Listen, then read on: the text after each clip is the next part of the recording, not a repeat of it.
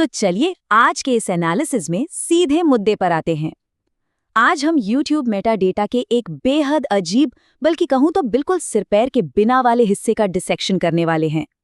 हम ये समझने की कोशिश करेंगे कि कैसे पूरी तरह से बेतुके मैशअप्स इतने बड़े पैमाने पर वर्टिकल फॉर्मेट में वायरल हो जाते हैं। हम अक्सर सोचते हैं ना कि वायरल होने के लिए बहुत शानदार कहानी या कमाल का प्रोडक्शन चाहिए।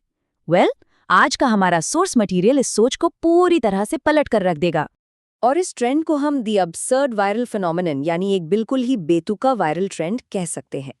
अगर हम इस सोर्स के डेटा को किसी फोरेंसिक क्राइम सीन की तरह देखें तो सबसे पहले हमारी नज़र इस टाइटल पर जाती है। जरा इसे सुनिए। हल्क पकड़ के लाया एनाकोंडा दादी को सूप पिलाने के लिए। मतलब क्या? ये टाइटल पढ़ते ही दिमाग घूम जाता है। इसमें कोई लॉजिक नहीं है। ये प्योर अनअडल्टरेटेड केओस है। और यही केओस फीड को स्क्रॉल करते हुए दर्शकों को अचानक से हुक कर लेता है। अब इस केओस का रिजल्ट देखिए। शब्दों की इस बेतुकी सी लड़ी ने कितने व्यूज बटोरे? 12 मिलियन, यानी 1 करोड़ 20 लाख से भी ज्यादा। जरा इसके बारे में सोचिए। ये किसी बड़े शहर की पूरी आबादी से भी ज्यादा है। इतने सारे लोगों ने अपनी स्क्रीन पर इसे देखा।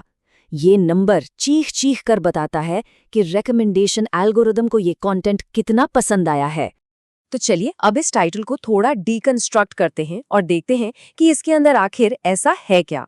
इस वायरल एब्सर्डिटी के कोर एलिमेंट्स पर गौर कीजिए। क्रिएटर ने यहाँ क्या किया है?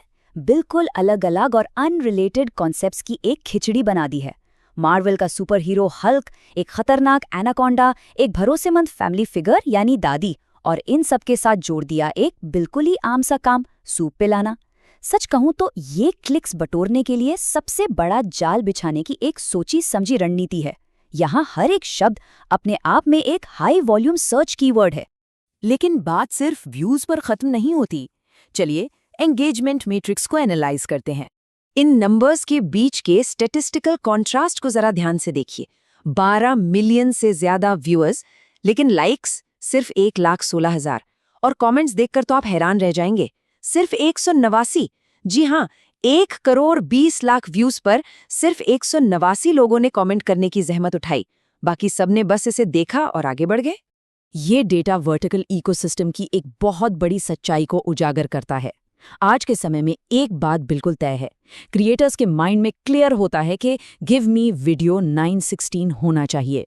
और ये सिर्फ एक एस्पेक्ट रेशियो या स्क्रीन साइज की बात नहीं है। ये एक पूरे यूजर बिहेवियर को डिफाइन करता है।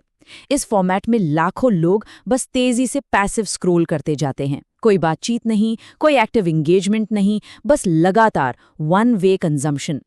अब थोड़ा हुड के नीचे झांकते हैं और इसकी हैशटैग स्ट्रैटेजी को समझते हैं। आखिर वो कौन सा इंजन था जिसने इस बेतुके टाइटल को लाखों लोगों की फीड में धकेला? इस चैनल का नाम है @unlockit8kk और ये पूरी तरह से एल्गोरिदम का पीछा करने वाले इन रिपीटेटिव टैग्स पर जिंदा है। Hashtag funny video, Hulk, funny hunk या किसी अच्छी कहानी या नैरेटिव कोहेरेंस की कोई परवाह नहीं की गई है। इनका फोकस सिर्फ और सिर्फ रॉ सर्चेबिलिटी पर है ताकि कंटेंट किसी भी तरह एल्गोरिदम की नज़र में आ जाए। और इसी चीज को हम एल्गोरिदमिक मैशअप कहते हैं। ये प्लेटफॉर्म के रिकमेंडेशन एल्गोरिदम को हाईजैक करने का एक स्मार्ट या कह लें स्ट्रेटेजिक तरीका है।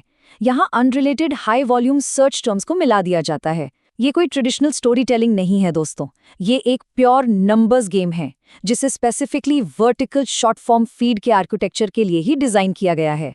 तो फ्यूचर ऑफ कंटेंट के लिहाज से ये सब हमें क्या बताता है? थोड़ा पीछे हटकर देखें तो अगस्त 2025 में कैप्चर किया गया ये मेटा डेटा स्नैपशॉट हमारे डिजिटल कल्चर की एक बहुत गहरी तस्वीर पेश करता है। ये एक ऐसे मोमेंट को दर्शाता है जहां सिर्फ एल्गोरिदम को मैनिपुलेट करना महीनों की मेहनत से बनाए गए हाई एफर्ट प्रोडक्शन को आसानी से पछाड़ देता है। और ये पूरा एनालिसिस हमें एक बहुत ही जरूरी और सोचने पर मजबूर कर देने वाले सवाल पर लाके खड़ा कर देता है। अगर दादी के सूप के लिए एनाकोंडा पकड़ने वाले हल्क को बिना किसी लॉजिक के 12 मिलियन व्यूज मिल सकते हैं, तो आने वाले कल का एल्गोरिदमिक एंटरटेनमेंट कैसा होगा? क्या ऐसे बेतुके आईपी मैशअप्स ही मॉडर्न डिजिटल प्लेटफॉर्म्स की आखिरी मंजिल है? सोचिएगा जरूर।